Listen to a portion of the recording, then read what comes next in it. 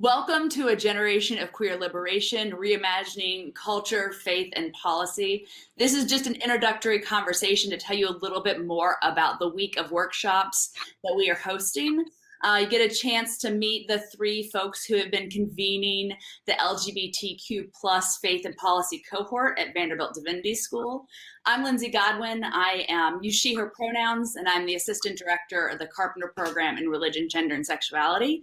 I've had the opportunity to work with two amazing fellows who are going to also introduce themselves. I'm going to tell you just a little bit about what we've been doing this semester and what to expect from the workshops coming up the week of May 17th. Sherry? Hey everyone, I'm Sherry Curry Chambers. I am a second year MDiv student at Vanderbilt Divinity School. And a lot of my passion and focus is around creating Black queer community and helping folks heal from some spiritual trauma and find some liberation within their spirituality and sexuality. And so that's who I am. Danielle. Hi, everyone. I'm Danielle Garrett. I use she, her pronouns. I'm a first year Master of Divinity student at Vanderbilt Divinity School and an aspiring Unitarian Universalist congregational minister. I'm excited to be here introducing this project to all of you today. Awesome. I'm wondering if we can start off telling a tiny bit of a story that sort of explains this whole cohort situation that we've been hosting. We find that it's really impactful and also really hard to explain what we're doing, but the stories seem to make a little bit more sense than anything. Danielle, can you give us a little bit of an insight around what your story and connection is to this project?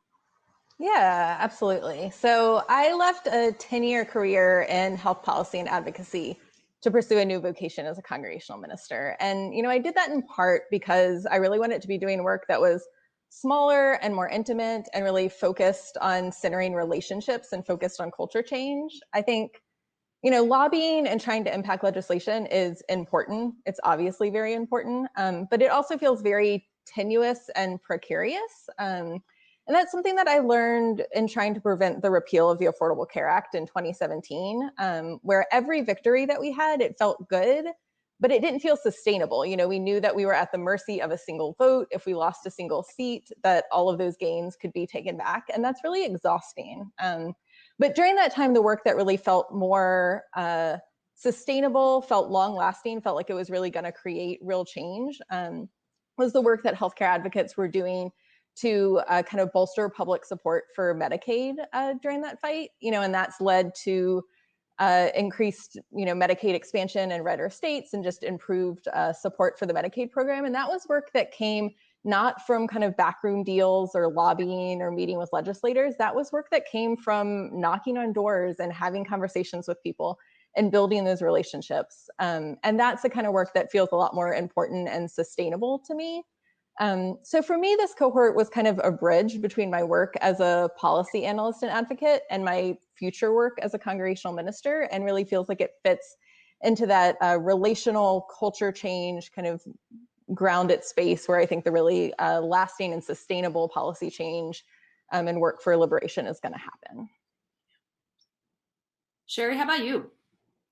Yeah, so I'll say that I've had a call to ministry for the longest. I come from a whole family of ministers. But one thing about my call to ministry is that I was very frustrated with it and I didn't want to do it at all. One, because I felt that ministry was very traditional, it was very limited, and I didn't really see myself or anybody like me in it. But it wasn't until I started going to some conferences and I actually entered BDS and started interacting with some folks that I realized that ministry is actually very expansive. And at least for my passion in terms of creating Black and queer community and helping us heal, ministry can do that. And it has so many different avenues that we can do that. And so for me, this cohort was really an opportunity for me to kind of practice those skills. Practice some facilitating, of course, teaching, guiding, and counseling. And it gave me a chance to actually interact with people one-on-one or in small groups and help folks kind of navigate these weird connections that they're making between religion, ministry, white supremacy, race, sexuality, and all of those things together, which is something that we often cannot do in the church because it's not safe.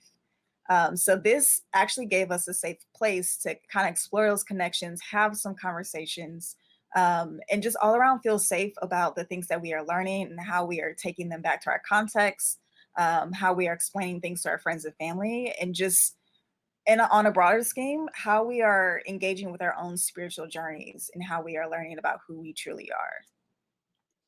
Awesome. Amazing. Part of what we know as moving into this cohort is that we were going to approach the work of policy change from a culture change perspective, and that there's no way to do any of the work without focusing on relationship. We aren't just trying to change certain policies, either at the legislative level or within our organizations or communities. We want to build an entirely new world, one that is full of liberation and possibility for everyone, one that is celebratory of all of the queer possibility in the world and recognizes that that is sacred and divine possibility, and one that intentionally and without hesitation engages and pushes back and dismantles white supremacy and all the other interlocking systems of oppression. So to do that, we had to think about what it means to center relationships, which is weird and hard in our culture. But one of the metaphors that has made sense to me, at least in the last several weeks, is thinking about the fascia in the body. And so a lot of folks don't necessarily know about the fascia. It's just sort of like all of the tissue that holds our organs and our muscles together. For a long time, medically, people didn't, it was just sort of like this thing that was there. But what we know now is that the fascia is actually doing crucial work of like moving fluid around the body, holding our muscles together, allowing us to stretch and grow, allowing us to stand tall or to move quickly or to be able to move beyond our expectations. And that's the work that we've been doing. We've been strengthening and better understanding those connective tissues that allow us to imagine, to stretch, and to grow. So we're translating what we've been doing in this cohort for the last semester into these workshops happening in May. Sherry and Danielle are going to give us a little bit more insight into the cohort, just so you have that context. Sherry, can you tell us a little bit about who's been in the cohort? Yeah, so we have quite a range of folks in our cohort. We have a lot of students, we have a lot of community folks. And I would say a majority of folks are kind of like on this fed up spectrum with, you know, like white Christianity, the way that religion and systems have traditionally been done.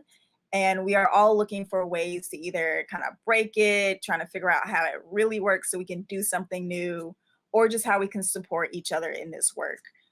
So we have some divinity school students, we have parents, we have community folks, we have folks who work in the healthcare, in Nashville schools.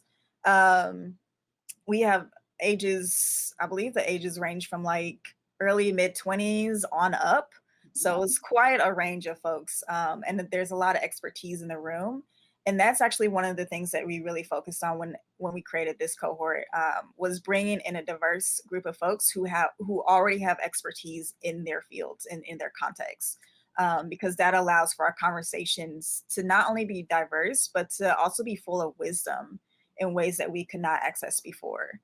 So by bringing in community folks, by bringing in diversity, and letting folks really tell their story and make these connections, we are actually learning more about our community and how we can improve it.